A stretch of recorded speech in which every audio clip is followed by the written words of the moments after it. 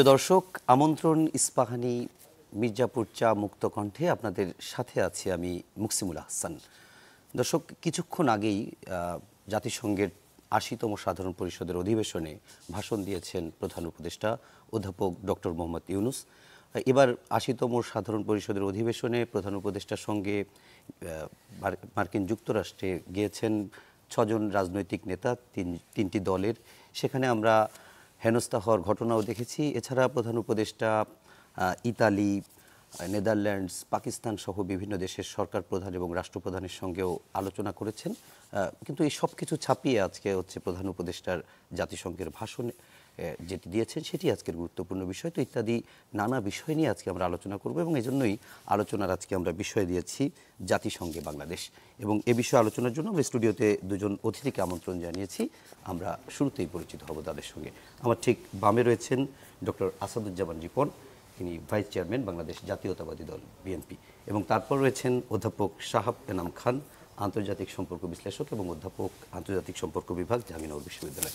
আপনাদের দুজনকেই স্বাগত জানাচ্ছি আজকের চ্যানেল 24 স্টুডিওতে আজকের আলোচনায়। আমি রিপন ভাই, আপনার একটু অনুমতি নিয়ে স্যারের শাহাব এনাম খান শুরু করতে চাই।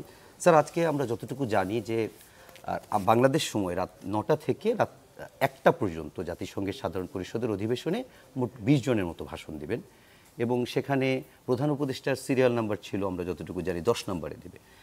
কিন্তু সেই হিসেবে এবং জাতিসংঘের সাধারণ পরিষদের অধিবেশনে সাধারণত যারা বক্তব্য দেয় 15 মিনিট 20 মিনিট এরকমই বক্তব্য দেয়। তো কিন্তু দেখা যাচ্ছে যে অল্প 2-3 জনের পরেই তিনি বক্তব্য দিলেন এবং প্রায় 1.5 ঘন্টা বক্তব্য দিলেন এবং বক্তব্যের বেশ কিছু বিষয়ও আছে, সেগুলো নিয়ে একটু আপনার কাছে জানতে চাই। আপনি সামগ্রিকভাবে শুরুতেই একটু প্রধান উপদেষ্টার জাতিসংঘের ৮০তম সাধারণ পরিষদের অধিবেশনে তার ভাষণকে আপনি কীভাবে মূল্যায়ন করবেন? ধন্যবাদ। আমার মনে হয় যে প্রধান উপদেষ্টা ডক্টর মোহাম্মদ ইউনূস যে বক্তব্যটা আজকে দিয়েছেন এটা খুবই গুরুত্বপূর্ণ। এটার মূল কারণটা আমরা বলছি যে তিনি কিন্তু ইলেকশনের কথাটা এনেছেন।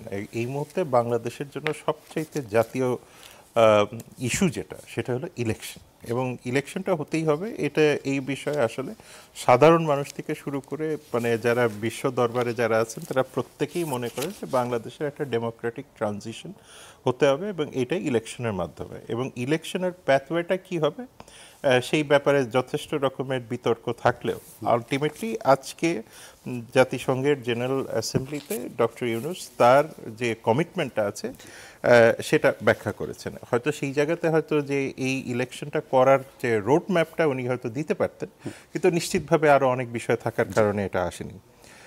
গুরুত্বপূর্ণ আরেকটা বিষয় হচ্ছে রিফর্মের কথা উনি বলেছেন, 11টা কমিশনের রিফর্ম, যেটা আসলে বিশ্ব সম্প্রদায়ের জানা দরকার ছিল। তিনি এটা জানিয়েছেন, যদিও ডোমেস্টিক মানে আমরা যদি আমাদের অভ্যন্তরীণ রাজনীতিতে দেখি তাহলে সেই রিফর্মের জায়গাতে আসলে যে খুব আশাব্যঞ্জক আমরা অগ্রগতি দেখেছি সেটা বলা যায় না, কিন্তু অন্তত পক্ষে এই রিফর্ম প্রসেসটা যে তিনি শুরু করেছেন এটা যে গ্লোবাল অ্যাটেনশন পেয়েছে এটা একটা বড় গুরুত্বপূর্ণ জায়গা। এবং সেই সাথে হলো করাপশন, এবং আমি মনে করি যে যদি সবচাইতে বড় কোনো ইম্পর্টেন্ট অ্যাচিভমেন্ট এটার মধ্যে থেকে থাকে ইলেকশনের পরে সেটা হলো করাপশন।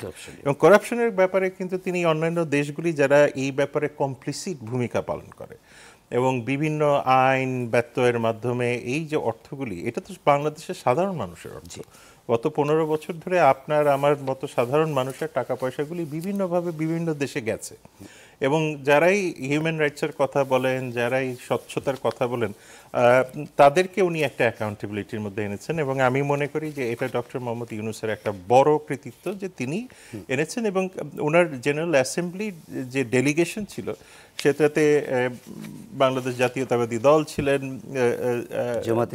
জামাতে ইসলামী ছিলেন এবং ছাত্ররাও ছিলেন। সুতরাং তাদের সামনেই কিন্তু বিষয়টা বলা হয়েছে। তার মানে এই দায়বদ্ধতা শুধু বিশ্ব কমিউনিটির না, যারা ভবিষ্যতে বাংলাদেশের সরকারের ক্ষমতায় আসবেন তাদের উপরেও এই দায়বদ্ধতাটা বসায়। রোহিঙ্গা ইস্যুটা এসছে, যেটা আমি মনে করি যে গ্লোবাল কমিটমেন্টের জায়গাটা আস্তে আস্তে ফিকে হয়ে আসছে।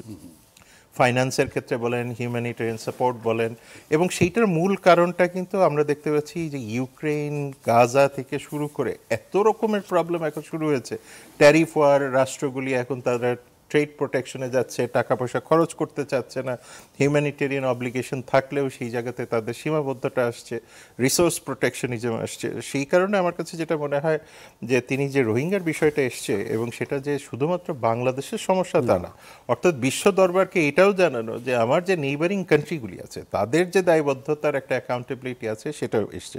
আর লাস্ট যে দুটো পয়েন্ট আমি মনে করি যে খুবই গুরুত্বপূর্ণ সেটা হলো গাজা, এবং গাজার ব্যাপারটা আমাদের কনস্টিটিউশনের সাথেও তো সরাসরি জড়িত। আপনি যদি আর্টিকেল 25 দেখেন, আমরা যেই সংবিধানকে বারবার প্রশ্নবিদ্ধ করার চেষ্টা করছি সেই সংবিধানেই কিন্তু আজকে বিশ্বের দরবারে আমাদের একটা বড় রকমের অবস্থান আছে যে to stand with the oppressed and suppressed population. 71 সাল বলেন, সব জায়গাতেই আমাদের একটা বড় রকমের এক্সপিরিয়েন্স আছে। সুতরাং সেই গাজার ক্ষেত্রেও তিনি একটা বাংলাদেশের অবস্থানকে ক্লিয়ার করেছেন, যেটা আমি মনে করি যে এই মুহূর্তে বৈশ্বিক জিওপলিটিক্স, জিও স্ট্র্যাটেজি এবং জিও ইকোনমিক্সে একটা বড় রকমের পরিবর্তনের ক্ষেত্রে, এবং তিনি এটা আমাদেরকে স্মরণ করিয়ে দিয়েছেন। আর লাস্ট পয়েন্ট যেটা আমার কাছে মনে হয়েছে যে এটা না বললেই না, সেটা হলো যে আপনার এই যখনই আমাদের দেশ থেকে কোনো ডেলিগেশন নিউ ইয়র্কে যান, মানে সেটা এই বিগত সরকার হোক বা যে সরকারই হোক না কেন, আমরা যে একটা অর্কেস্ট্রেশন করি এবং যেইটা মার্কিন যুক্তরাষ্ট্রে সাধারণ মানুষের কাছে তো একটা ভুল বার্তা দেয়, এবং এমন একটা সময় এই ঘটনাটা ঘটেছে যে এটা আমাদেরকে মনে রাখতে হবে যে যখন ভিসা রেজিম বারবার শক্ত হয়ে যাচ্ছে, মাইগ্রেশন রেজিম শক্ত হয়ে যাচ্ছে, এবং এই ধরনের ঘটনা কর্মকাণ্ড যারা ঘটিয়েছেন তারা হয়তো তাদের বর্তমান পলিটিক্যাল ইন্টারেস্টে ঘটিয়েছেন, কিন্তু আপনি দেখেন এটার একটা বড় ইমপ্লিকেশন কিন্তু আমাদের ভবিষ্যতে আসবে।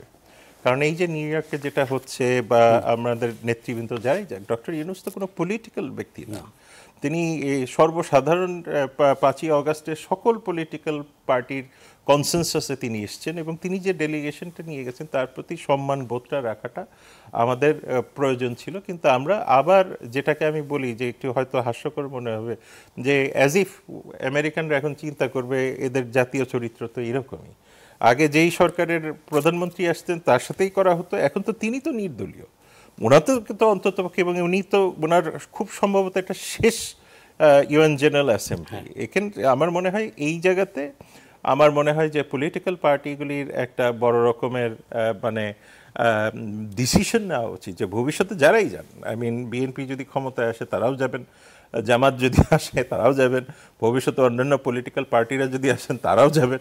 সুতরাং বারবার সাধারণ মানুষকে হেয় করার যে একটা প্রতিপন্ন মানে একটা ইন্টারেস্ট, এইটা থেকে বেরোয়া দরকার। কারণ এখন গ্লোবাল পলিটিক্স এমন একটা জায়গায় গেছে সবাই সবার ভুল ধরার চেষ্টা করছে।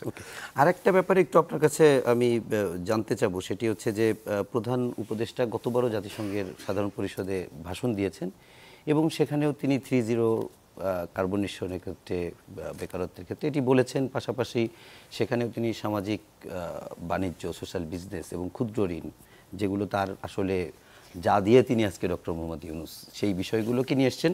তো একটু পরে আপনার কাছে একটু জানতে চাবো যে এর বাইরে মানে আর বিশেষত্বের জায়গা কি ছিল সেটি নিয়ে একটু আপনার কাছে জানতে চাবো। রিপন ভাই, আপনার কাছে একটা বিষয় একটু যেটি শাহ এনাম স্যার বলছিলেন এই দুর্নীতি প্রসঙ্গে, অর্থ পাচারের ক্ষেত্রে, সেখানে প্রধান উপদেষ্টার বক্তব্যটি হচ্ছে এরকম, যেসব দেশ এবং প্রতিষ্ঠানে পাচারকৃত সম্পদ গচ্ছিত রাখার সুযোগ দিচ্ছে তাদের আমি আহ্বান জানাচ্ছি তারা যেন এই অপরাধের শরিক না হন এবং এ সম্পদ তার প্রকৃত মালিককে অর্থাৎ কৃষক, শ্রমিক, সাধারণ করদাতাকে ফিরিয়ে দিন। আমি উন্নয়নশীল দেশ হতে সম্পদ পাচার রোধে কঠোর আন্তর্জাতিক বিধিবিধান প্রণয়ন এবং তা প্রয়োগে নিশ্চিতের প্রস্তাব করছি।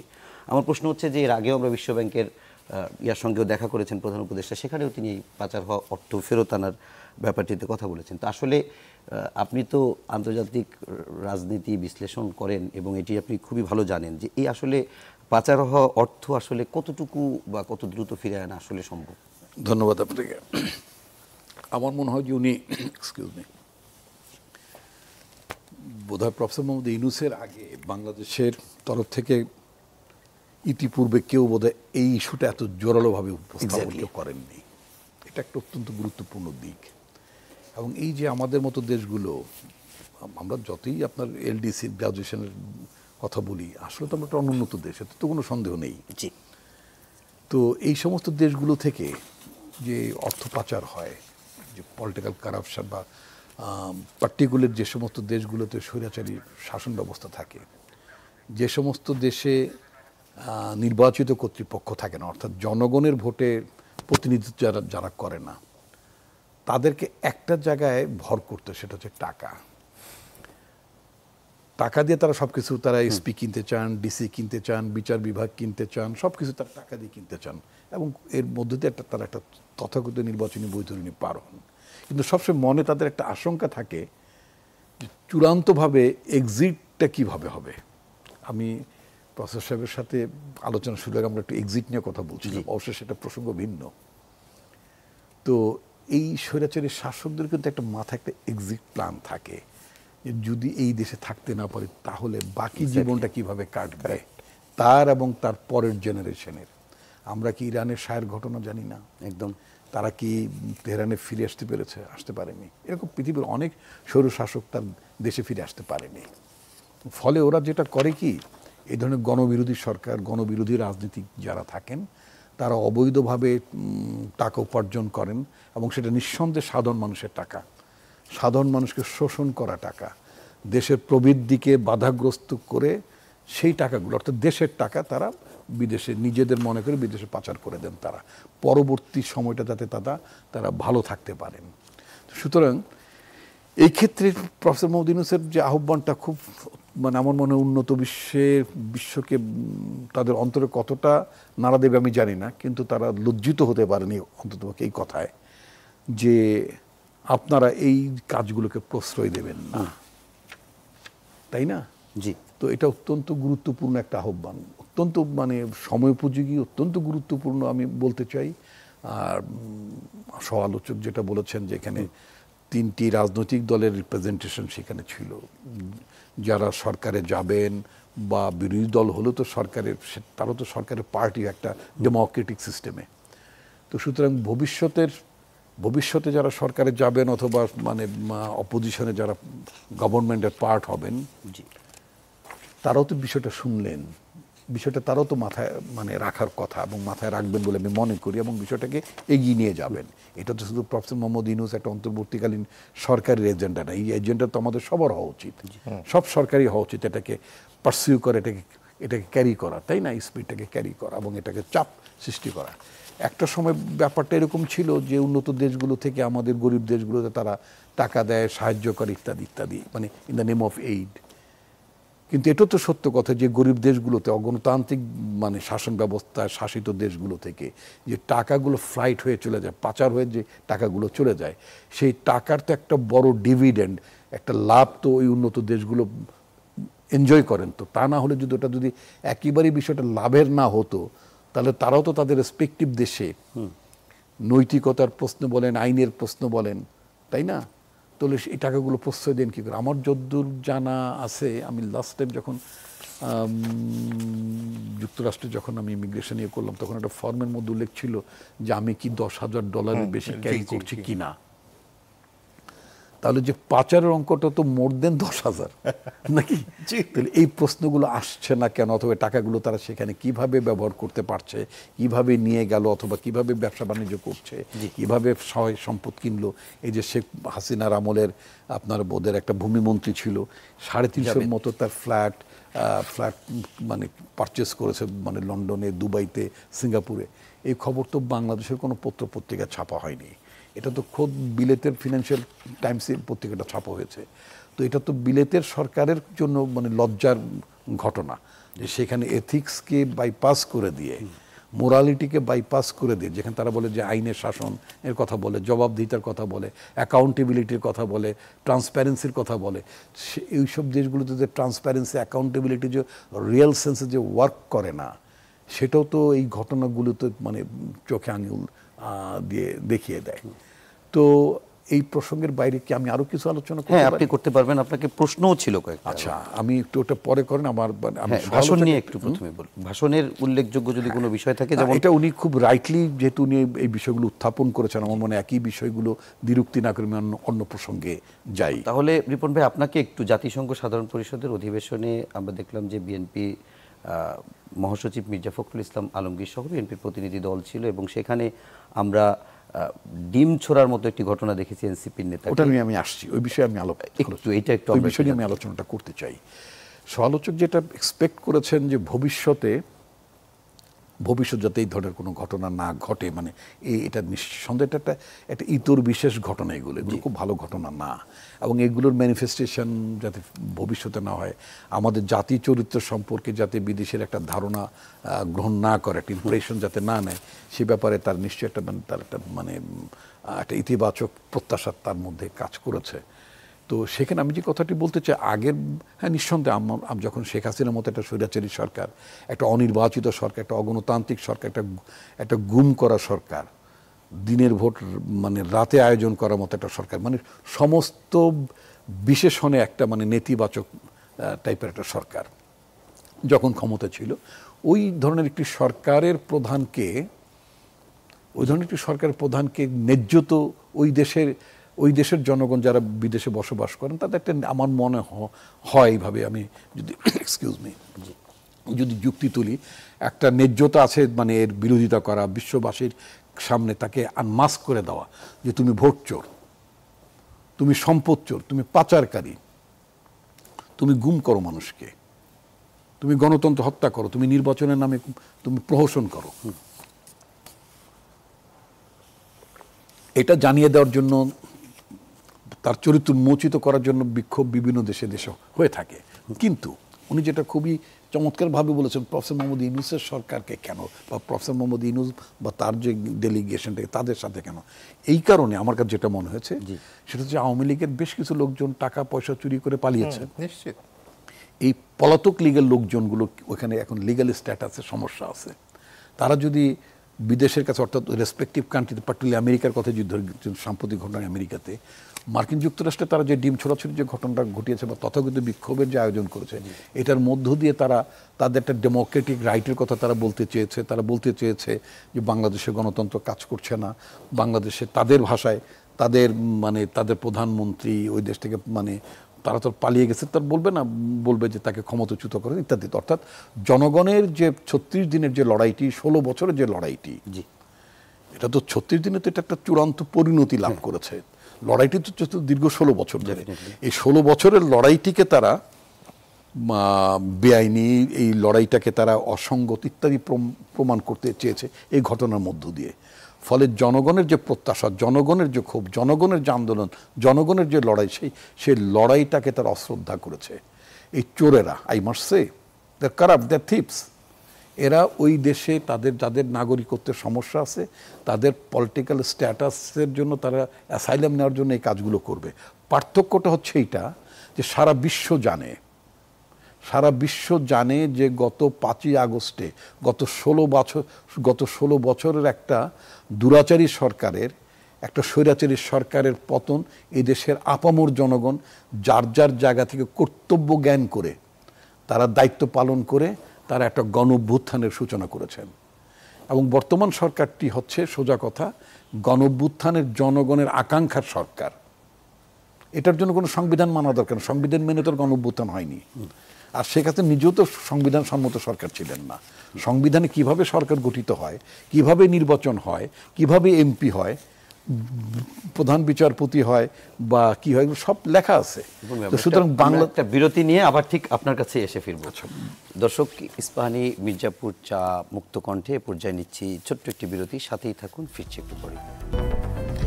প্রিয় দর্শক, বিরতির পর আবারও আমন্ত্রণ জানাচ্ছি ইস্পাহানি মির্জাপুর চা মুক্ত কণ্ঠে। সাথে আছে আমি মুকসিমুল হাসান এবং আমাদের সঙ্গে দুজন অতিথি রয়েছেন ডক্টর আসাদুজ্জামান রিপন এবং শাহাবুল খান। আমরা আসাদুজ্জামান রিপন ভাই আপনার কাছেই শুনছিলাম, আমি সঙ্গে আপনাকে আরেকটা প্রশ্ন একটু জড়িয়ে দিই। সেটি হচ্ছে যে প্রধান উপদেষ্টা এবারের সফরে তিনি খোলামেলা একাধিক জায়গায় ভারতের আচরণ নিয়ে বেশ সমালোচনাই করেছেন বা তুলে ধরেছেন বলা যায়, যেখানে তিনি বলেছেন যে বাংলাদেশের জুলাই গণ অভ্যুত্থানের পরে বিভিন্ন জায়গায় ভারতের গণমাধ্যম থেকে শুরু করে বিভিন্ন জায়গায় তাকে এমনভাবে প্রচার করা হচ্ছিল, বাংলাদেশ স্থান আফগানিস্তান হয়ে যাচ্ছে, সেই জিনিসগুলোকে তিনি অনেকটা পরিষ্কার করার চেষ্টা করেছেন। এবং আজকের ভাষণের সঙ্গেও যদি আপনি সেটিকে একটু লিঙ্ক আপ করে বলেন, কেননা তিনি বক্তব্যের একটা জায়গায় শেষের দিকে সেরকম বলেছেন যে একবিংশ শতাব্দীর যে বিশ্ব সেটি বিদেশ বিদ্বেষ নয়, সেটি ইসলাম বিদ্বেষও নয়। ধন্যবাদ। মানে সামগ্রিকভাবে যদি আমরা বলি যে মানে ওনার যে স্পিচটা ছিল জাতিসংঘে সেটা খুব এক্সিলেন্ট, মানে আনডাউটেডলি। এবং এটা তো কোনো সন্দেহ নাই যে ভারত কি বাংলাদেশের যে গণঅভ্যুত্থানটা এটাকে মেনে নিয়েছিল? নিশ্চয়ই মেনে নেয়নি। ভারত তার নিজের দেশে কম বেশি গণতন্ত্র প্র্যাকটিস করে। জি, গণতন্ত্র মানে তো এই নয় যে কোনো মানুষ যদি বলে যায় লাভ মোহাম্মদ সাল্লাল্লাহু আলাইহি সাল্লাম, তাকে আটকাতে হবে, তাকে জেলে পুরতে হবে, তাকে হেনস্থা করতে হবে। এটা কি কেউ মানে কোনো দেশের গণতন্ত্র বলে? বলে তো না। আচ্ছা, তো মার্কিন যুক্তরাষ্ট্রের যারা মানে মেজরিটি পিপল যারা, তারা তো আর মানে তাদের স্রষ্টাকে তো তারা গড হিসেবেই চিনে, মানে বা জানে। তো তারা বলে ইন গড উই ট্রাস্ট।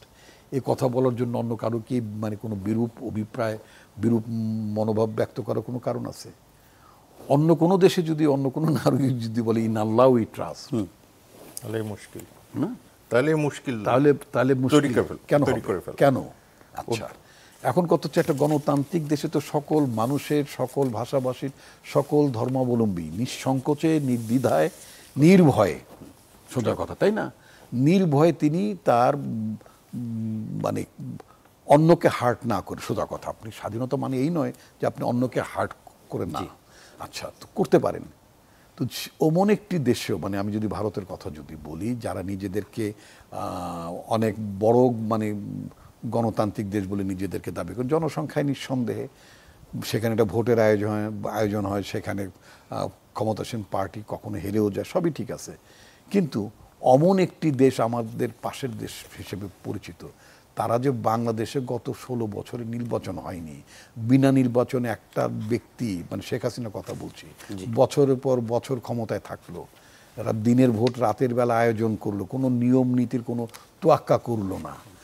অথচ বাংলাদেশ সংবিধানে কিভাবে, যেটা আমি শেষ অবস্থায় মানে আপনি বিরতিতে গেলেন, বাংলাদেশে কিভাবে নির্বাচন হয়, কিভাবে আপনার সংখ্যাগরিষ্ঠ মানুষের অর্থাৎ এমপিদের ভোটে প্রধানমন্ত্রী নির্বাচিত হন, সেই সরকারটি অর্থাৎ সংখ্যাগরিষ্ঠ সরকার তারা তাদের পছন্দ অনুযায়ী রাষ্ট্রপতি নিয়োগ করতে পারেন। সমস্ত কিছুর পেছনে কিন্তু রুট কারণটা না, মানে রুট সোর্সটা কিন্তু মূলত হচ্ছে একটি নির্বাচন এবং জনগণের অভিপ্রায়, জি, এবং থ্রু ভোট। সেটা কিন্তু আওয়ামী লীগ গত 3টি নির্বাচনে তা করেনি। আচ্ছা, তাহলে অমন একটি সরকারকে আমরা কি নির্বাচিত সরকার বলতে পারি? অমন একটি সরকার মানে অমন একটি সরকারের প্রধান যিনি, তাকে কি আমরা নির্বাচিত প্রধানমন্ত্রী বলতে পারি কিনা? অমন একটি পার্লামেন্টকে কি আমরা একটা জেনুইন পার্লামেন্ট বলতে পারি কিনা? এবং ওই পার্লামেন্টে যারা বিরোধী দল হিসেবে ভূমিকা পালন করেছেন তাদেরকে আমরা ফেক পার্লামেন্ট, এটা আমি আওয়ামী লীগ আমলে ফেক পার্লামেন্টের ফেক অপোজিশন বলতাম। গোলাম কাদের এবং রওশন এরশাদরা যখন তথাকথিত বিরোধী দলের নেতৃত্ব করতেন পার্লামেন্টে, আমি অলওয়েজ আমি তাদেরকে এভাবেই বলতাম, আওয়ামী জামানাতেও বলতাম ফেক পার্লামেন্টের ফেক অপোজিশন। আচ্ছা, তাহলে গণতন্ত্র এগুলো যায় না। সুতরাং সেই অনুযায়ী ওদের আমলের যা যা অপকর্মগুলো হয়েছে সেগুলো হচ্ছে বেআইনি। প্রেসিডেন্ট নিয়োগও বেআইনি, স্পিকার নিয়োগ বেআইনি, যা যা সমস্ত বেআইনি। হ্যাঁ, এখন একটা কথা আছে, সব কিছু আপনি বেআইনি বলতে পারবেন, বাট আপনি অনেক কিছু আবার ফেরত পাবেন না। ফলে সেটাকে কি বলেন, এক ধরনের কি বলে একটা প্রাকৃতিক সমাধান, এটাকে আইনি ভাষায় কি বলে, যেটা হয়ে গেছে আপনি মানে যেটা হয়ে গেছে আপনি আর ফেরত পাবেন না, মানে যাই কিছু বলেন না কেন ওটাকে কি করবেন আপনি, ওটাকে মানে মাফ করে দিতে পারেন, পার্ডন, তাই না? ওটাকে আপনি অ্যাভয়েড করতে পারেন, হোয়াট এভার। এখন কত হচ্ছে, অমনি একটি সরকারের মানে পতিত সরকারের দলের লোকেরা আপনার প্রফেসর মোহাম্মদ ইউনূসের সরকার বা তার ডেলিগেশনের বিরুদ্ধে যে বিক্ষোভটি করছে সেটাও বেআইনি। কারণ ওটা হচ্ছে যে পতিত স্বৈরাচারের পাচাটা লোকগুলো, ওই পতিত স্বৈরাচারের আমলে যারা দেশটাকে লুণ্ঠন করেছে, চুরিচামারি করেছে, ওই সমস্ত এজেন্টরা তারা মার্কিন যুক্তরাষ্ট্র এবং নানা দেশে তারা এখন আশ্রয়ের মধ্যে আছে। ফলে তারা মাঝে মধ্যে এই ধরনের নুইসেন্স ক্রিয়েট করবে, নুইসেন্স ক্রিয়েট করার মধ্য দিয়ে তারা তাদের তথাকথিত ডেমোক্রেটিক রাইটের কথা বলতে চাইবে। তো এটা তো আসলে তাদের ডেমোক্রেটিক রাইট না। তারা তো এই রাইট পালনের জন্য তো তারা মার্কিন যুক্তরাষ্ট্রের মানে পুলিশের অনুমতিও নিয়েছে তারা। ওয়েল, আপনি ওই দেশে তো বিক্ষোভ করার জন্য আপনি অনুমতি মানে ওখানে তো বিনা অনুমতিতে কিছু হয় না, তারা করেছেন। অ্যাট দ্য সেম টাইম অন্য পক্ষের উচিত হবে এটা নান বাট দেয়ার কারাপ্ট, দেয়ার থিপস, তারা পলাতক, এগুলো পলাতক লীগের সদস্য। এটা তো আমাদের সোশ্যাল মিডিয়াতে ওদেরকে তো পলাতক লীগ একটা নাম, আমরা তো ওইখানে প্রচুর পরিমাণ বিএনপির নেতাকর্মী দেখলাম, দেখেছেন? অন্য গেটে ছিল। বাট আমরা কি ওখানে মানে আমাদের কর্মীদের, এটা ঠিক যে আমাদের কর্মীরা কোনো হাতাহাতিতে মারামারিতে যুক্ত হয়নি, দ্যাটস এ গুড। নেতাদের তো সেভ করতে পারতেন, যেমন জামাতের নেতা না, জামাতের না, এখানে একটা যেটা বিষয়টা যেটা আছে সেটা হচ্ছে জামাতের নেতারা যারা ছিলেন তারা, আমি যেটা ফুটেজে যেটা দেখেছি, তারা ভেতরে ঢুকেছেন এবং তারা তাদের মানে খুব যে অনেক মানুষ গিয়েছেন তা না, খুব অনেক মানুষ, দুই একজন মানুষ তারা গিয়েছেন, এটা রিসিভ করার জন্য অনেকেই যান। একটা হচ্ছে যে এরকম একটা ইনসিডেন্ট হতে পারে, সেটি তো আগে থেকেই বলা হচ্ছিল, যুক্তরাষ্ট্র আওয়ামী লীগ অনেক আগে থেকেই এটা ধারণা করা উচিত ছিল। তবে যেহেতু কনসুলার অফিসেও হামলা বলা যায়, কনসুলার অফিসেও তারা, হ্যাঁ মানে এটা তো মানে তারা যে মানে কত বড় দুর্বৃত্ত, এই দুর্বৃত্তগুলোর বিরুদ্ধে তো ব্যবস্থা নিতে হবে। আমি একটা মামলা করা হয়েছে, পাবলিক মিটিং, মামলা দিয়ে কাজ হবে না। পাবলিক মিটিংগুলোতে বলেছি যে সৌদি আরবে আবু জাহেলের বাড়িতে যেমন টয়লেট বানানো, এটা অনেক টিভিতে এসেছে, ভাইরালও হয়েছে আমার বক্তব্যটা, যে সৌদি আরবে আপনার মক্কা শরীফের ওইখানে দেখবেন যে আপনার আবু জাহেলের বাড়িতে মানে টয়লেট বানানো হয়েছে। এই যে পলাতক লীগের লোকেরা যেগুলো পালিয়ে যে দেশের ভাবমূর্তি নষ্ট করছে, জনগণ চাইলে ওগুলোকে পাবলিক টয়লেট বানিয়ে দিতে পারে। আমরা একটু শাহবানাম খানের কাছে যাই। স্যার, আপনার কাছে একটি প্রশ্ন রেখে গেছিলাম, সাথে আরেকটু প্রশ্ন জুড়ে দিই।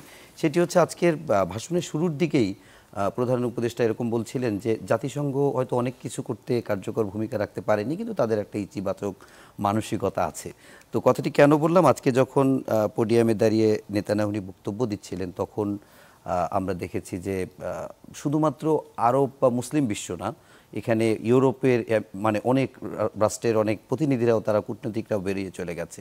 এবং বাংলাদেশের প্রধান উপদেষ্টা আজকে স্পষ্ট ভাষায় বললেন যে পূর্ব জেরুজালেম রাজধানী হতে হবে, স্বাধীন ফিলিস্তিন হতে হবে এবং দুইটা রাষ্ট্র আলাদাভাবে করতে হবে। জাতিসংঘে এই ভাষণগুলো কিংবা অনেক রাষ্ট্রের এর পক্ষে মত আছে, পরাশক্তির মধ্যে একমাত্র মার্কিন যুক্তরাষ্ট্র ছাড়া এখন মনে হয় সবাই পক্ষে মত দিয়েছে, তারপরেও কেন? একটা শব্দ আছে, ভিটো। হ্যাঁ, ভিটো। ভিটো হলো মানে সুপ্রিম পাওয়ার, মানে এটা এমন একটা ব্যবস্থা যে কনসেনসাস হওয়াটা, মানে আপনার মেজরিটি, যেটাকে আমরা ডেমোক্রেসি বলি, ডেমোক্রেসিতে কি বলা হয় যে মেজরিটির রুল, তো তাই তো। সো মেজরিটির আপনি 5 জন দেশ, তাদের মধ্যে যদি মেজরিটি হয়, 4 জনও হয়, তাহলে একজন ভিটো দিয়ে এটাকে শেষ করে দিচ্ছে। তার মানে এটা কি ফান্ডামেন্টালি আপনার সিকিউরিটি কাউন্সিল এটাই তো না, ডেমোক্রেটিক না। আচ্ছা, হ্যাঁ, তার মানে আপনি ডেমোক্রেসি জ্ঞান আমাকে দিচ্ছেন বটে, কিন্তু আপনার সংখ্যাগরিষ্ঠ কাউন্সিলকে আপনি আগে নন ডেমোক্রেটিক করে রেখেছেন। সুতরাং সেই জায়গাতে সেকেন্ড হলো যে সবাই কথাবার্তা বলছে, বিভিন্ন রকমের জ্ঞান বিতরণ করছে বটে, কিন্তু ইউএনের যে রিফর্মটা করা দরকার, এবং আমার মনে হয় অ্যান্টোনিও গুটেরেসও এটা বারবার বলেছেন, বিশ্ব সম্প্রদায় এটা রেকগনাইজ করে যে ইউনাইটেড নেশনসকে যে পর্যন্ত আপনি রিফর্ম না করবেন, অর্থাৎ মোর পার্টিসিপেটরি না করবেন, সেই পর্যন্ত তো এটা হবে না। এখন রিপন ভাই একটা খুব ইন্টারেস্টিং কথা বললো, ইন গড উই ট্রাস্ট, ডলারের বিলের মধ্যে তো লেখা থাকে, রাইট? এটা দিয়ে তারা ফান্ডামেন্টাল এই যেটা বললাম যে পৃথিবীর সব দেশ ওটাকে ট্রিট করছে, ওতে তো সমস্যা হচ্ছে না, কিন্তু যখনই মানে ইসলাম রিলেটেড কিছু আসছে, আপনি দেখবেন সবাই মোটামুটি, মার্কিন যুক্তরাষ্ট্রের অভ্যন্তরীণ হোমিসাইড যেগুলি হচ্ছে, স্কুল অ্যাটাকগুলি হচ্ছে, এটা কি মুসলমানরা করছে? গাজাতে কি মুসলমানরা করছে? রাইট? মণিপুর, মিজোরাম, নাগাল্যান্ডে কি মুসলমানরা করছে নাকি? তো সুতরাং এই যে আমরা একটা ন্যারেটিভ তৈরি করে একটা পোলারাইজেশন করি, তার মানে আপনি সিকিউরিটি কাউন্সিলে যান, জেনারেল অ্যাসেম্বলিতে যান, বিভিন্ন জায়গায় যে এই বিষয়গুলি যে মিডল ইস্টকে তুলে ধরা দরকার, সেটাও মিডল ইস্ট করে না। সুতরাং মিডল ইস্ট এখন প্রথমবারের মতো সে একটা এমন জায়গায় গিয়ে পৌঁছেছে যে আসলে দেখা যাচ্ছে যে আপনি দোহাতে যেখানে একটা গুডউইল মানে নেগোসিয়েশন হচ্ছে, সেইখানেও বোমাবাজি করছে। তার মানে হলো যে আপনার কোনো রাষ্ট্রই এখন না। সুতরাং সেই কারণে সে এখন আপনার এই সলিউশনের দিকে যাচ্ছে। এই জন্য যাচ্ছে না যে আপনি ইসলামিক নেশনসগুলির একসাথে আসছে, ওটার জন্য যাচ্ছে না, ওটার নিজস্ব সিকিউরিটির জন্য যাচ্ছে। এখন এখানে কয়েকটা বিষয় আছে, যেটা যে ইউনাইটেড নেশনসের ভবিষ্যৎ, মানে এবং ডক্টর ইউনুস যে কথাটা বলেছেন, এইটা সারা বিশ্বে সবাই বলছে, চীনও বলছে, রাশিয়াও বলছে যে আমার যে সিকিউরিটি কনসার্ন ইউনাইটেড নেশনসকে কনফার্ম করে কিনা। মানে চীন বলছে, এবং আপনি দেখেন আমরা largest contributor two United Nations peace keeping operation, এখন সেই পিস কিপিং অপারেশনকেও কেটে দেওয়া হচ্ছে, ছোট করা হচ্ছে। এই কারণে যে রাষ্ট্রগুলি মনে করছে যে এখন পিস কিপিং আসলে মানে লোকালাইজ হয়ে গেছে, তাদেরকে তাদের মতো বুঝতে হবে, কিন্তু এইগুলি তো সবই রিজিওনাল, একটার সাথে তো আরেকটার ইমপ্লিকেশন আছে। এই যে ইরানের উপরে যে আঘাতগুলি আসলো এবং ইরানকে যে ভাগ করার, ওই মজার ব্যাপার হলো যেটা রিপন ভাই বলছিলেন, রেজা শাহ পাহলভি, হঠাৎ আপনি দেখেন মানে শাহদের টেলিভিশনে মানে কয়েকদিন ধরে একেবারে আনাগোনা যে অ্যাজ ইফ চলে ইরান আসছে। শেষ এখন, সুতরাং সুতরাং আপনি দেখেন এই যে পাকিস্তানের উপরে বারবার করাঘাতগুলি আসে, এটার একটা বড় কারণ নিশ্চিত তাদের নিজস্ব দুর্বলতা, মিলিটারি কেন্দ্রিক সরকার ব্যবস্থা ইত্যাদি। তাছাড়া আরেকটা বড় কারণ হলো একমাত্র মুসলমান কান্ট্রি যার নিউক্লিয়ার পাওয়ার আছে। সুতরাং আপনি দেখেন আপনার নেইবারহুডে আপনি যেখানে বসে আছেন, আজকে আমরা যেখানে বসে আছি, আপনি surrounded by 3 nuclear power and 1 aspiring power which is Myanmar. তাহলে এখন আপনার ভবিষ্যতে তাহলে কি করবেন? এখন মায়ানমারের ক্ষেত্রে ডক্টর ইউনূস একদম ক্লিয়ার, এবং আজকে কিন্তু সে আঞ্চলিক এই নিরাপত্তার কথা এবং আঞ্চলিক সহযোগিতার কথা বারবার বলছিলেন। এইটা যে আঞ্চলিক নিরাপত্তার দিকে যাচ্ছে, এবং আপনি দেখেন মাঝে মাঝেই আরাকান আর্মি বিচিত্র রকমের বাণী দেয়। কিছুদিন আগে দিল যে ইসলামিস্ট টেররিস্ট, আরসাকে ইসলামিস্ট টেররিস্ট বলে টোলে। এখন পয়েন্টটা হলো যে আপনি যখন ইসলামিস্ট টেররিস্ট বলেন, এইটা তো মানে ঘন্টাটা বাজে কিন্তু আরেক জায়গায় গিয়ে। মানে আপনি ধরেন ওই যারা এগুলি নিয়ে এখন এরা যখন এখানে এসে চেপে বসবে, আপনি তো ডেকে ডেকে আনছেন, চেপে বসবে তখন গিয়ে বলবেন যে বাংলাদেশের পাঠিয়েছে, এই তো। এবং সেটার সাথে তাল দেওয়ার মতো যথেষ্ট আমার প্রতিবেশীতে বহুত রকমের আছে এগুলিকে তাল দেওয়া। এবং আপনি দেখেন যে এই যে ডিসইনফরমেশনের কথা বলবেন, ডক্টর ইউনূসকে নিয়ে যেই ধরনের ডিসইনফরমেশন, 5ই অগাস্টকে নিয়ে যেই ধরনের ডিসইনফরমেশন, মিসইনফরমেশন, এইগুলি তো আমাদের খণ্ডানো লাগে নাই কিন্তু। না, আল জাজিরা করেছে, বিবিসি করেছে, ডিসইনফরমেশন ল্যাব করেছে। এখন মুশকিল হলো যদি আপনি আপনার নিজের মিডিয়া যদি মানে ওই, আমি তো মাঝে মাঝে তাদেরকে বলি যে মানে আপনারা তো হাই ডেসিবেল মানে টেরোরিজম ছাড়া, ভয়েস টেরোরিজম ছাড়া তো কিছু দেখি না। কারণ আপনি দেখেন এই যে ডক্টর ইউনূসকে তালেবান বানানো, এই বানানো, যেটা ডক্টর ইউনূস বলেছেন, রাইট, এতে আসলে আপনি কি তৈরি করতে চাচ্ছেন? ভারতের যে জিনিসটা আমি খুব পছন্দ করি সেটা হলো তারা বাংলাদেশের ব্যাপারে সব পলিটিক্যাল পার্টি এক, নেপালের ব্যাপারে সব পলিটিক্যাল পার্টি এক, পাকিস্তানের ব্যাপারে সব পলিটিক্যাল পার্টি এক, রাইট। আপনি এখন বাংলাদেশে আসেন, বিচিত্র রকমের তথ্য, একাকী সূত্রে এক এক দেশ, বিচিত্র রকমের তথ্য। অথচ আপনি একটা জিনিস দেখেন, 5ই অগস্টের পর থেকে বাংলাদেশিরা ভারত যেতে পারে না, ভারতীয়রা বাংলাদেশে আসতে পারেন না, বাংলাদেশে অর্থনীতি আটকে আছে। এবং ভবিষ্যতে যারা সরকারে আসবেন তাদেরও তো এই মানে অটোনমি, যেটা মানে যে দেখেন আমার মায়ানমারের সাথে সম্পর্ক আমি গত 50 বছরে ভালো করি নাই, অথচ মায়ানমার আপনার একটা বড় পোটেনশিয়াল মার্কেট, চালের মার্কেট বলেন, গরুর মার্কেট বলেন, কাতলা মাছ বলেন, রুই মাছ বলেন, যাই বলেন না কেন, রাইট। সেইগুলি বাদ দিয়ে আমরা হাতি ঘোড়া মারতে বিভিন্ন দেশে যাই, মানে এই প্রবলেমগুলি হয়ে গেছে। এখন আমাদের যে শক্তি সাম্যের যে বিষয়টা, ব্যালেন্স অফ পাওয়ার, সেটা অন্তত পক্ষে ডক্টর ইউনূসের আন্ডারে আমি মনে করি একটা পথ উনি সবার জন্য করে দিয়ে গেছেন, যে আপনার ফরেন পলিসি ন্যারেটিভটা আপনি ঠিক করেন। স্যার আরেকটা ব্যাপারে এবং জি শেষ করেন। ফরেন পলিসি ন্যারেটিভটা, এবং আমি মনে করি ডক্টর ইউনূস যেভাবে আজকে কথা বলেছেন, ওনার সাথে ওনার কর্মপন্থা নিয়ে আমার যথেষ্ট দ্বিমত আছে। ওনার ইয়ে অন্তত পক্ষে ফরেন পলিসির ক্ষেত্রে তো তিনি একটা সরাসরি অবস্থান গ্রহণ করেছেন, যে মানে আমার যেটা জাতীয় স্বার্থের জন্য যেটা দরকার আমি সেটা করব। এখন সেখানে পাকিস্তান কতটুকু আমার জন্য ইম্পর্টেন্ট, চীন,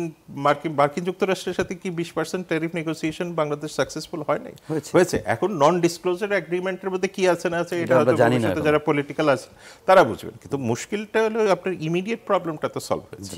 সুতরাং আমার কাছে যেটা মনে হয় যে ডক্টর ইউনূসের যে এই আজকের অবস্থানটা, এইটা আমি মনে করি যে ভবিষ্যতে যারা সরকারে আসেন তাদের এটা কন্টিনিউ করা উচিত। স্যার একটা ছোট্ট প্রশ্ন রেখে আমি একটু রিপন ভাইয়ের কাছে যাবো, একটু উত্তরটাও নিয়ে নেব স্যার। সেটা হচ্ছে যে 30 তারিখে সম্ভবত মার্কিন যুক্তরাষ্ট্রে সেখানে একটি নিউ ইয়র্কে মনে একটা বড় আন্তর্জাতিক সম্মেলন আছে যেটা রোহিঙ্গা ইস্যুতে, সেটা দিয়ে কোনো মানে কাজ হতে পারে নাকি? মানে এইটা খুবই, এটা গত বছর যখন দেখেন ডক্টর ইউনূস যখন গত বছর জেনারেল অ্যাসেম্বলিতে যান, মাত্র 1 মাস বয়স সরকারের, 1-1.5 মাসের মতো বয়স, এবং সেই সময় বাংলাদেশ এতটা একটা টারমাটাল অবস্থার মধ্যে ছিল যে সেইখানে আসলে উনি যে একটা বক্তৃতা দিতে পেরেছেন, এটা হলো সবচেয়ে বড় জিনিস। এখন আপনার এই পরিবর্তিত পরিস্থিতিতে, যে কারণে আমি প্রথমেই বললাম যে রিফর্ম নিয়ে কথা এসছে, আসলে রিফর্ম কতটুকু হয়েছে, বাট অ্যাটলিস্ট উনি স্মরণ করিয়ে দিয়েছেন সবাইকে। এখন যে জিনিসটা ঘটছে, যে এই যে গত রেজলিউশন যেটা হয় গত বছরে, যে রোহিঙ্গা সংক্রান্ত যে একটা বড় রকমের কনফারেন্স যেটা হতে যাচ্ছে, এইটার 3টা দিক আছে। একটা হলো যে মোমেন্টামটা বজায় রাখা, কারণ আপনাকে মনে রাখতে হবে এই পুরো জেনারেল অ্যাসেম্বলি এইবার পুরোটাই হলো গাজা কেন্দ্রিক, ইউক্রেন কেন্দ্রিক, রাইট, এবং বিভিন্ন রকমের যে গ্লোবাল কম্পিটিশনগুলি আছে এইগুলি কেন্দ্রিক। সুতরাং রোহিঙ্গা ইস্যুটা এখানে সুপ্রিম প্রায়োরিটি না, এবং এটা আসেও নাই। সেকেন্ড হলো এই জন্য এই মোমেন্টামটা দরকার আছে। সেকেন্ড হলো যে যারা যাচ্ছেন এখানে বিভিন্ন রকমের তাদের আসলে এফেক্টিভনেস খুব একটা কিছু নাই, কারণ তারা যখন ভবিষ্যতে চলে যাবেন, যে কারণে এখানে যাওয়া উচিত ছিল সবকটা পলিটিক্যাল পার্টির যাওয়া উচিত ছিল, প্রাইভেট সেক্টরের যাওয়া উচিত ছিল, কারণ প্রাইভেট সেক্টর এটার একটা বড় ভুক্তভোগী হবে ভবিষ্যতে, কারণ আপনার এই ভাগটা তো প্রাইভেট সেক্টরকেও নিতে হবে। সুতরাং এই প্রাইভেট সেক্টরকে নেওয়া দরকার ছিল, প্রত্যেকটা পলিটিক্যাল পার্টির বাংলাদেশ থেকে যাওয়া উচিত ছিল, কারণ তাদের একটা ন্যাশনাল কনসেনসাসে তো আসতে হবে। সেটা বাদ দিয়ে হয়তো বা যারা গেছেন তারা নিশ্চিতভাবেই গুরুত্বপূর্ণ মানুষ, কিন্তু এই আউটপুটটার ক্ষেত্রে খুব বেশি কিছু আসবে না। আর থার্ড পয়েন্ট যেটা, যে আমিও মনে করি কিছু তো আউটপুট হবেই, এই যে ফাইন্যান্সিংয়ের ব্যাপারটা, হিউম্যানিটেরিয়ান অ্যাসিস্ট্যান্সের ব্যাপারটাতে হয়তো আমরা কিছুটা মানে পজিটিভ আউটপুট পাবো, এবং আমি মনে করি অন্ততপক্ষে এটা মন্দের ভালো, এবং ভবিষ্যতে যে সরকার যারা আসবেন তাদেরকে এখান থেকেই পিক আপটা করতে হবে, এবং এখান থেকে তারা কিভাবে পিক আপ করবেন সেটা নিয়ে এখন বিস্তর আলোচনা হবে। ওকে, অনেক ধন্যবাদ। আমরা একটু রিপন ভাই আপনার কাছে একটা বিষয় একটু জানতে চাই, সেটি হচ্ছে যে আমরা তো বেশ কিছুদিন ধরে দেখছি যে পিআর সহ জুলাই সনদ বাস্তবায়ন নিয়ে রাজপথে জামাত, তারপর ইসলামী শাসনতন্ত্র আন্দোলন সহ বেশ কয়েকটি রাজনৈতিক দল, এবং বিএনপিও বলছিল যে এটি সংসদ, নির্বাচিত সংসদ, সেখান থেকে বাস্তবায়িত হবে।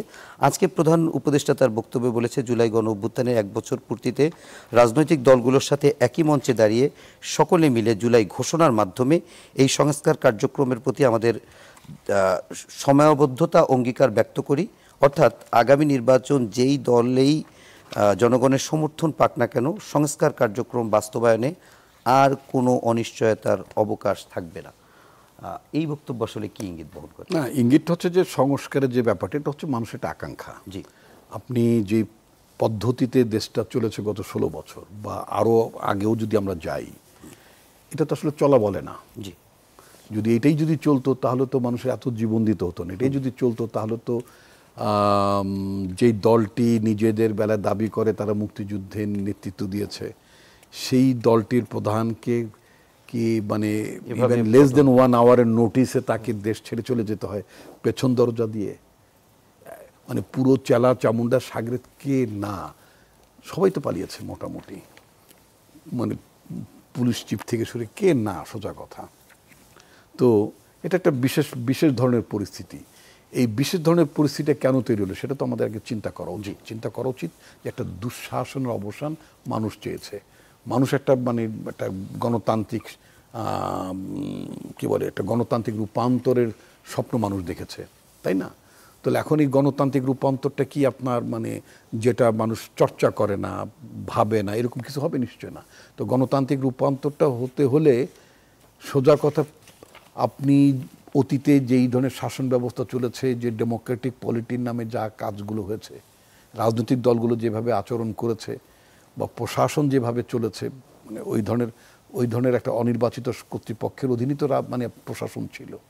তো ফলে এই ব্যবস্থাটা যাতে ফিরে না আসে, এটা এই ব্যাপারে মানুষের একটা আকাঙ্ক্ষা আছে, মানে ইলেকশন নিয়ে, সিভিল অ্যাডমিনিস্ট্রেশন নিয়ে, শিক্ষা ব্যবস্থা নিয়ে, নারীদের অধিকার নিয়ে, পুলিশ নিয়ে, সবই তো মানুষের।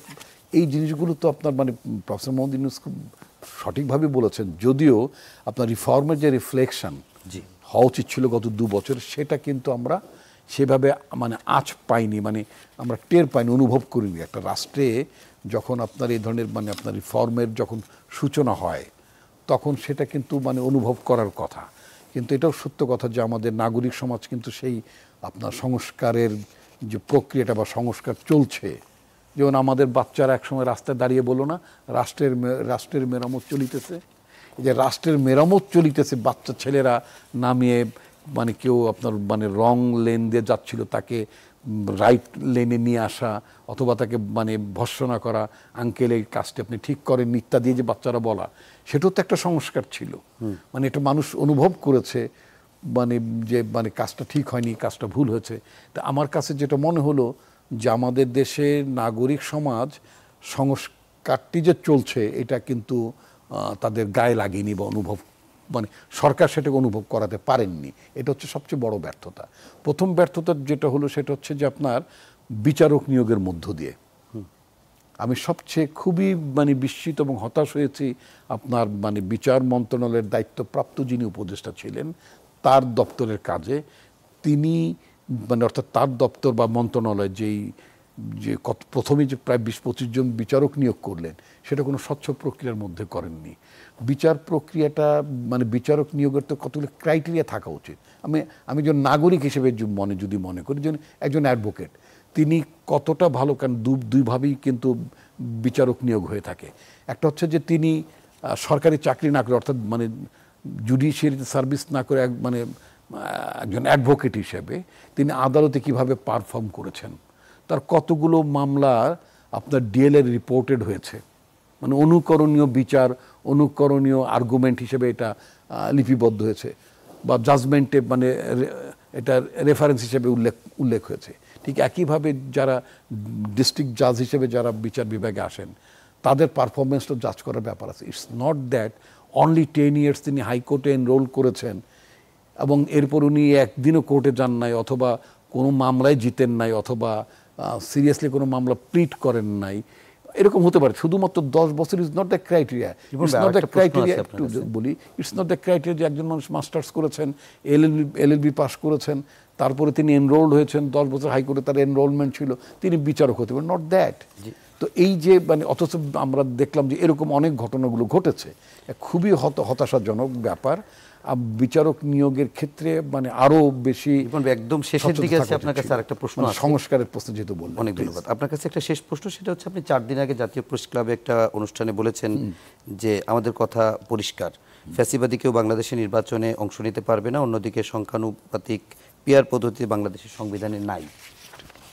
তো সংবিধানে নাই, যারা এই সংবিধানে না থাকার পরেও এটি বলছেন তারা আসলে উদ্ভট আলোচনা করছেন যে পদ্ধতিতে ইসরায়েলে আছে সেটি কেন বাংলাদেশে, এরকম বলেছেন। রাইট, একটু ব্যাখ্যাটা চাই। রাইট, আমি এটা বেশ কয়েকবার বলেছি, এটা সত্য এবং এটা অনেক ভীষণভাবে আলোচিত হচ্ছে। নাম্বার 1 হচ্ছে বাংলাদেশে পিয়ারের কোনো বাস্তবতা নাই। এটা অনেক লম্বা ডিসকাশন, আলোচনা করতে পারবো। সংক্ষেপে যদি বলি, এটা বাংলাদেশ, আপনি তো আমাদের সরকারটিও তো সংবিধান প্রোটেক্ট করা, সংবিধানটাকে মানে আফোল্ড করার কথাই বলেই তো শপথ নিয়েছেন। তো সুতরাং যেটি সংবিধানে নাই সেটা তো আপনি এই ধরনের একটা মানে সরকার মানে অন্তর্বর্তীকালীন সরকার, ইনফ্যাক্ট আপনার পিয়ার সিস্টেমটা, পিয়ারের অর্থ তো অনেকে বোঝেন, আপনি দেখেছেন আপনাদের মিডিয়া বলেছে পিয়ারকে কেউ সমানুপাতিক বলছে, আসলে তো এটা সংখ্যানুপাতিক। বাংলা তর্জমাটা হওয়ার কথা সংখ্যানুপাতিক, প্রপোর্শনাল রিপ্রেজেন্টেশন। তো এইটার কতগুলো যে সাইড এফেক্ট আছে সেটা একটা বড় আলোচনা, সেই জায়গায় যাব না। একটু তো আপনার সংবিধানে নাই, আপনার আরপিওতে নাই, তাহলে আপনি কি করে কিসের ভিত্তিতে নির্বাচন করাবেন?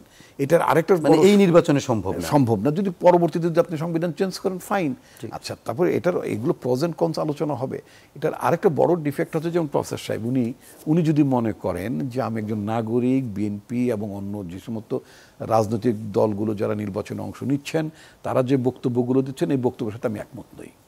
আমি মনে করি এইভাবে দেশটা চলা উচিত, এইভাবে পার্লামেন্ট চলা উচিত, এইভাবে জনগণের ভাগ্যের পরিবর্তন হতে পারে।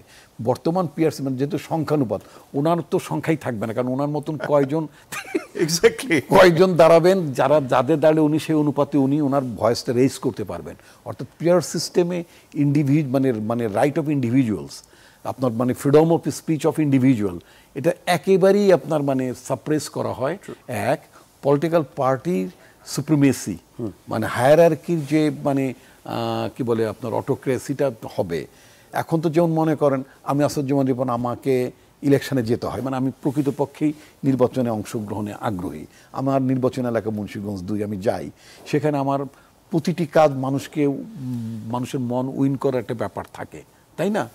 আর এখন আমার আচরণে, চলনে, বলনে, সমস্ত কিছুতেই মানুষ যাতে একটা স্বচ্ছ ইমেজের মানুষ মনে করে, মানুষ যাতে মনে করে যে লোকটা দুরাচারী হবে না, এই লোকটা আমার রাইট অ্যাবিউজ করবে না, এই লোকটা আমার রাষ্ট্রের সম্পদ তছরূপ করবে না, এটা মনে করে। এখন দেখা গেল যে আপনাকে এখন আপনি ধরেন আপনি একটা পার্টির সভ্য, আপনার কোনো কমিটমেন্ট নেই এলাকার ব্যাপারে। এক একটা এলাকার নিজস্ব কমিটমেন্ট আছে। যেমন আমি আমার এলাকায় কমিটমেন্ট করেছিলাম এবং আন্দোলন করে আদায়ও করেছি। আমি আমার ওই যে আমার বাড়ি মুন্সিগঞ্জ, সেখানে আমি একটা আন্তর্জাতিক মানের মানে আপনার নদী বন্দরের দাবি আদায় করেছে ব্যাপক বিক্ষোভ টিক্ষোভ করে। আচ্ছা, এখন এটা তো আমার মানুষ উপকার পাচ্ছে।